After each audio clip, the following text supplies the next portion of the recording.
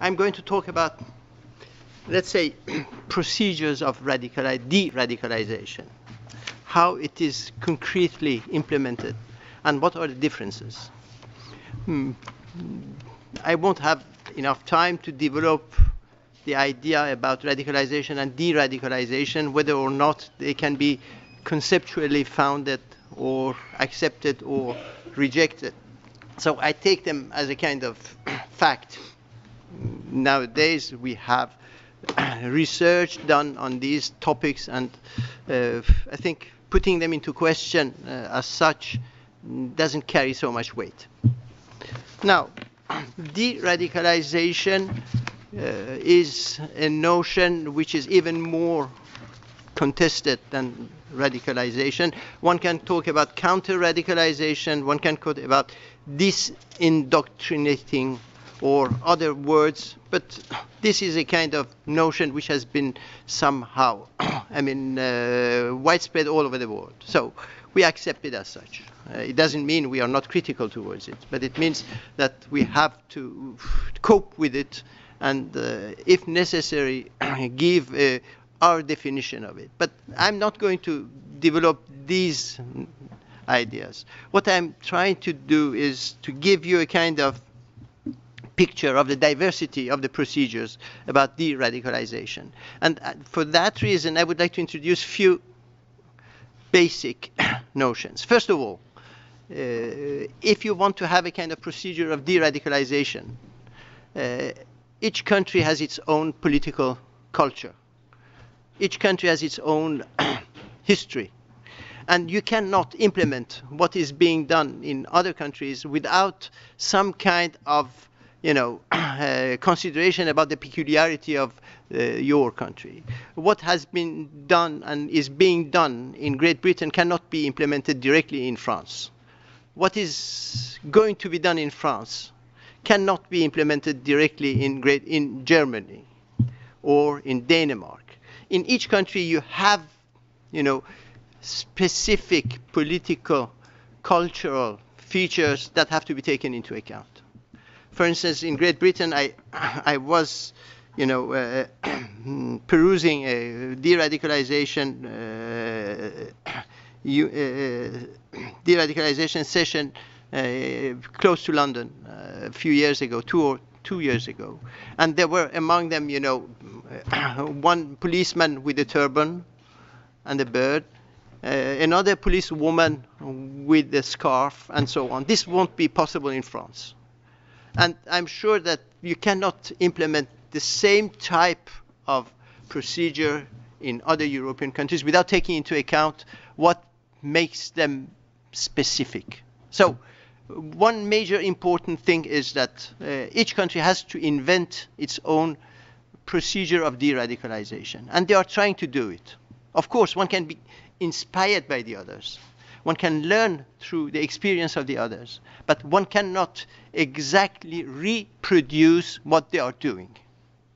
And in that respect, I think one has to take into account not only the experiences of the Western societies, but also of the others. For instance, Algeria, even Saudi Arabia, one can be in disagreement with the procedures, but they have experiences. One has to take them into account.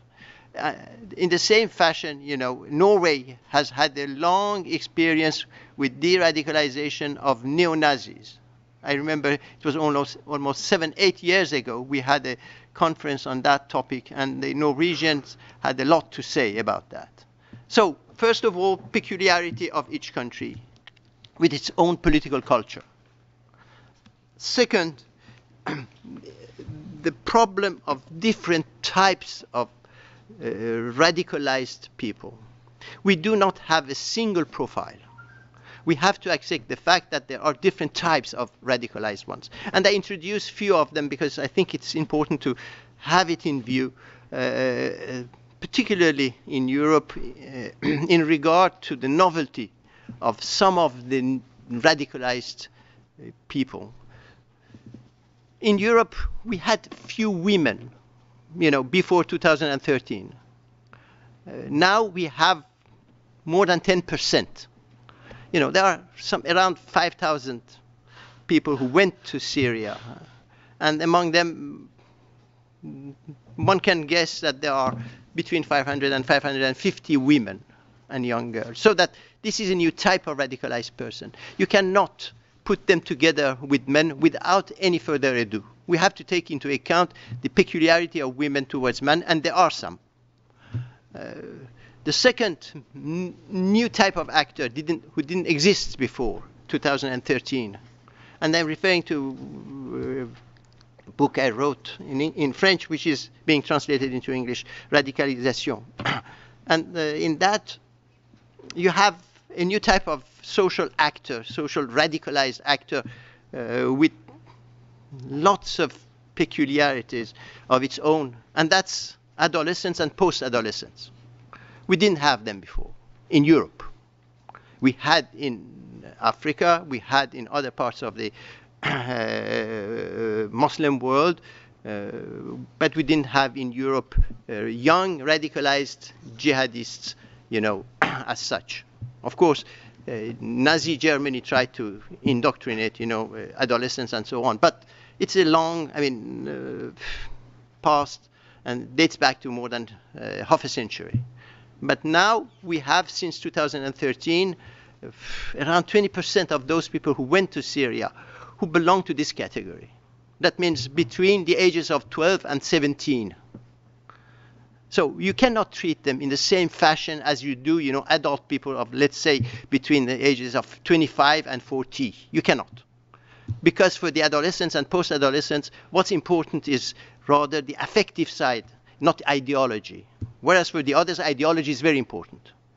You cannot treat them in the same manner because there is a kind of crisis of the family.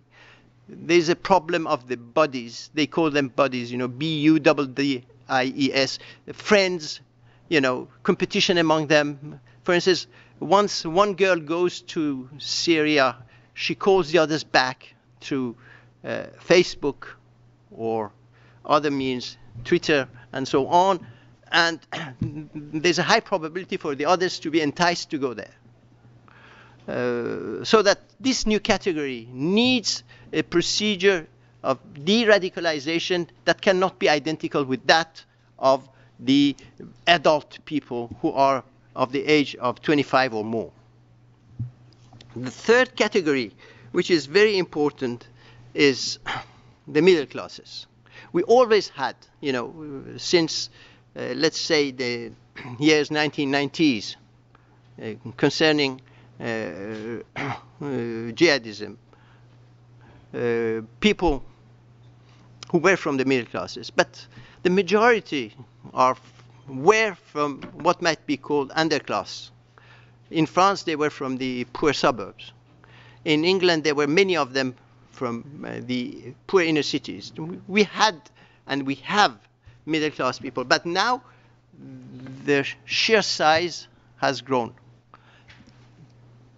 Sometimes you had during 2015, for instance, more than half of those people who went to Syria who belong to the middle classes. So that middle class people are a sizable part of those who have been radicalized since 2013. It doesn't mean it didn't exist before. It did. But the proportion was not as high as it has become. And there is another category which existed as well, but it was not as important, as significant. And that was the converts. Converts, were a tiny minority among those people who went to Syria and Iraq during the last 3-4 years. But since 2013, I correct myself because perhaps it will be misleading. Before 2013, converts were a tiny minority. And now they have become, according to the country, and that's very important as well, between 8 and sometimes 25 or 30%. Paradoxical side is that, for instance, in Belgium, the proportion seems to be low, around 8%. Whereas in France, it's higher than 20%.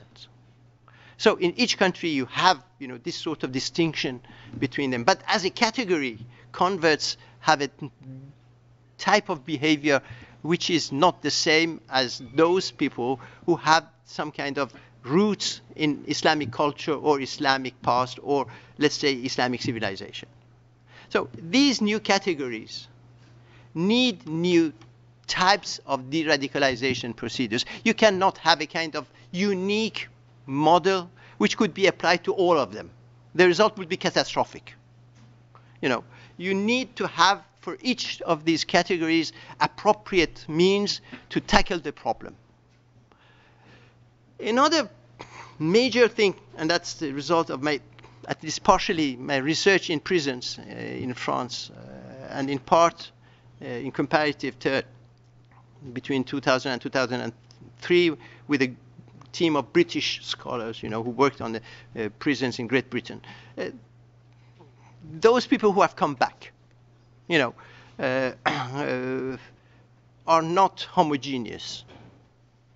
And we have to introduce another type of, typology, another typology which should take into account the mindset. I distinguish at least 4 types or 4 undertypes, subtypes. The first one is the repentant. I have had in prison, for instance, some of those people who came back, and some of them are genuinely, rejecting the radicalized extremist tenet of jihadism. I use the word jihadism in a kind of loose manner, but everybody understands it, although the word might be be criticized.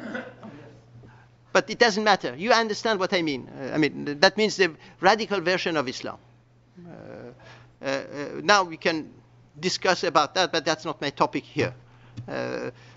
So the second point is, and these are empirical categories. We have to come back to reality, to empirical reality. The first type is the repentant, and they exist.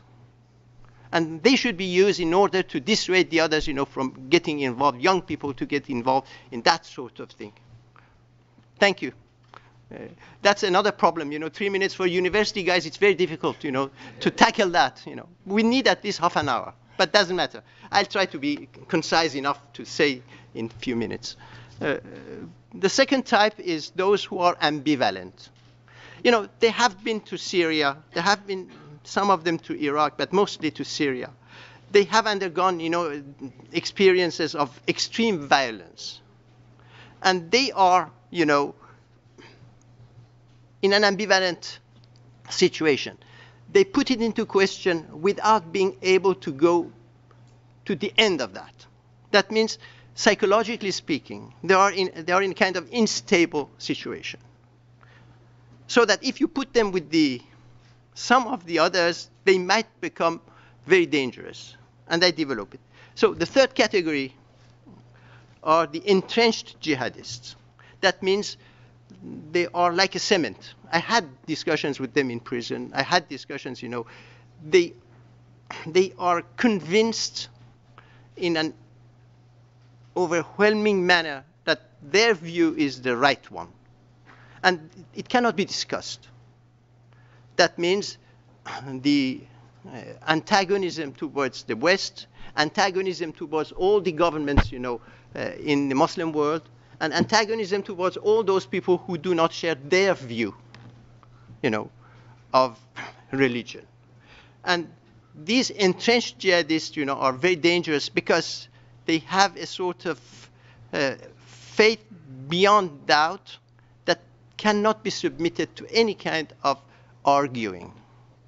And if you put, for instance, the doubtful jihadists who have come back with the entrenched jihadists will have the upper hand.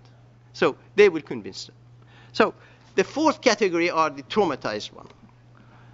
Because they have seen violence, they have been involved in it, they have fought, and so when they come back, they might be dangerous not because of their ideological tenet, but because of their traumatized mindset.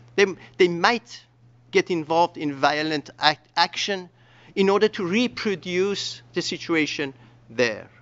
Not for ideological reasons, but for psychopathological reasons. So these 4 categories, of course, they have to be refined because the situation changes and we have to do empirical work. And you can give me 1 minute more, because otherwise I cannot finish it. These have to be taken into account as well. So, 3 different types of, procedures. First, different types of nations.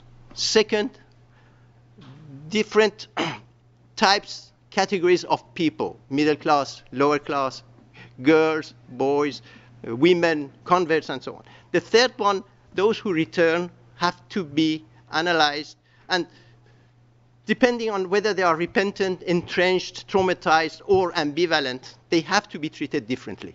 So, you see, it's a kind of job that cannot be dealt with in a single manner.